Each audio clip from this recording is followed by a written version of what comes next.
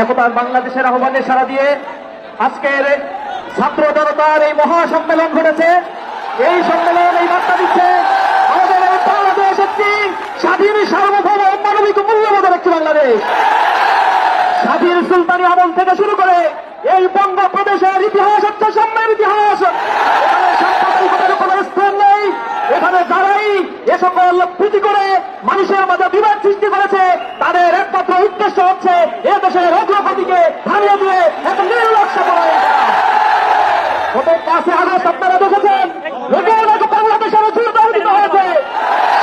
15 বছর অত্যাচার নির্যাতন, খুন, হত্যা, ধর্ষণ, লুটানোর মধ্যে এই